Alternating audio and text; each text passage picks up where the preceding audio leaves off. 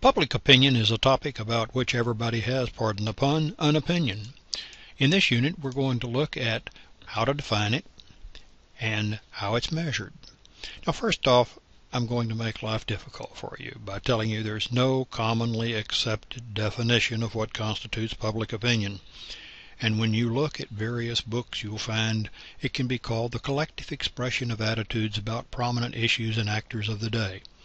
Well, when you read the chapter, you're going to discover that many people don't have an opinion about prominent issues and actors of the day, or attitudes and opinions concerning the policies or programs that government should or should not adopt.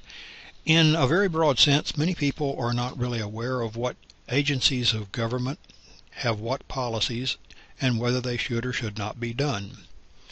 Or how about an aggregate of individual opinions or beliefs shared by some portion of the population? Well, I guess that'll work as good as any. Now, when we talk about the varieties of opinion, we have consensus opinions, one where there's general agreement among those who are polled on a particular issue. And the book talks about several of those consensus issues. And then you have divisive issues, one in which public opinion is really polarized between either two or more different positions. And two very, very good websites for you to use are Gallup.com or PollingReport.com. We'll deal more with those when we deal with one of the discussion questions. So what social variables influence opinion formation? Obviously, class and income, race and ethnicity. Religion plays a major role.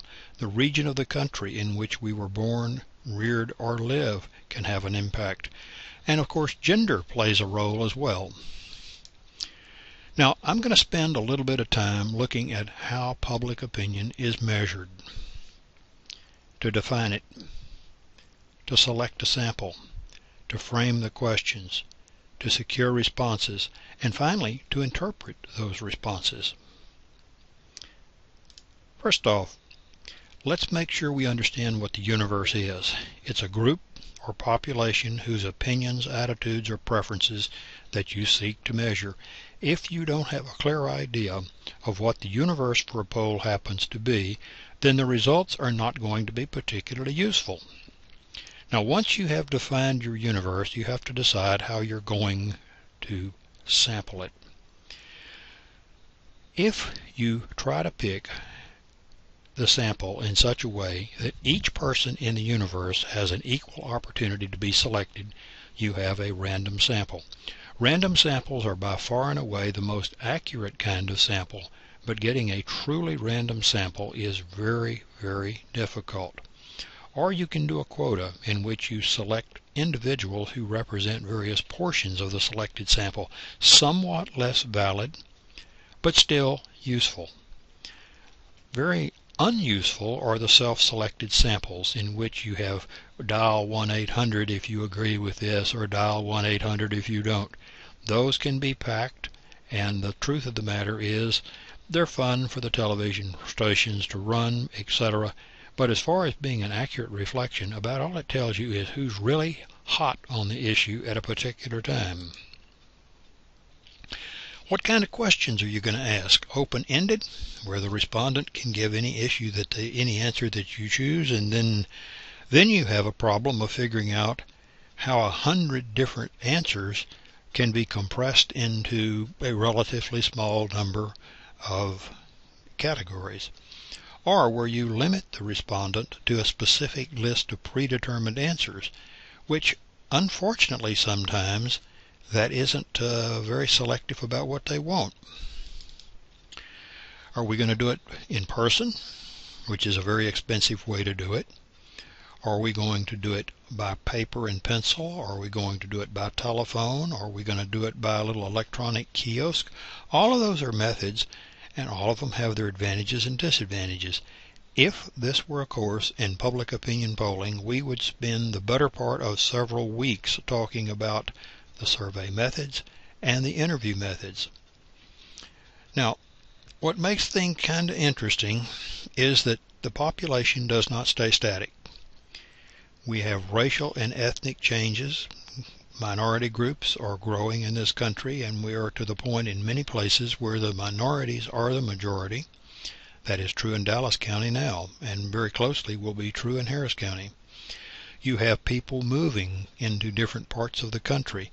The west and southern states have grown, the northern and midwestern states have not. And in fact, in many instances, have experienced declines in population. As the population ages, so does opinions which are age-related have an impact. You may be aware of the baby boom that occurred in the period following the Civil War. Now, I'm a pre-baby boomer, but my brother is a baby boomer, and he just turned 70. The baby bust generation, which was born somewhere between the mid-60s and the mid-80s. People with longer lifespans.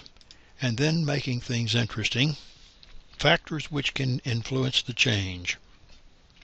Now, there are three terms that I really want you to know: intensity, latency, and salience. Intensity is easy. How strongly a person feels about it. As the textbook points out to you, those who feel most strongly about an issue are those who are most likely to do something about it.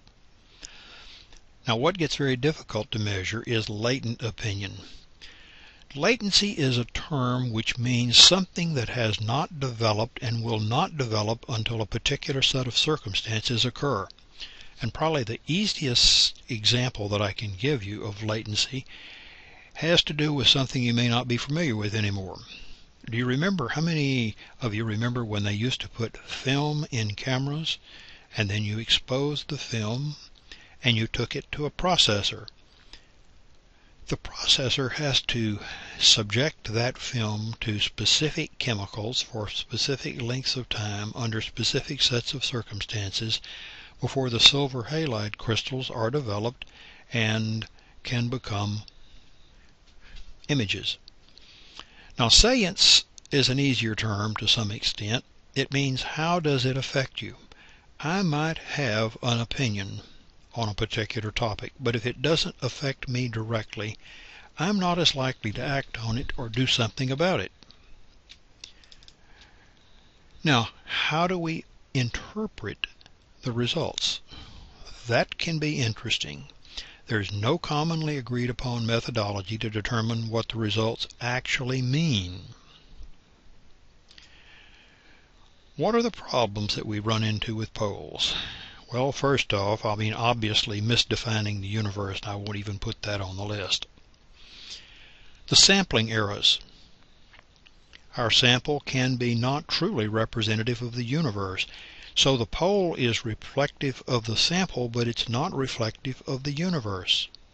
The questions themselves may be asked in such a way as to be misleading or not actually get to what people are thinking. Then you have a lot of what are called pushed polls. That is to say, truthfully, the pollster is looking for a specific response, and so the questions are framed in such a way as to secure those results. The samples are chosen in such a way as to get those results, and then they're reported as if they're valid political science public opinion polls.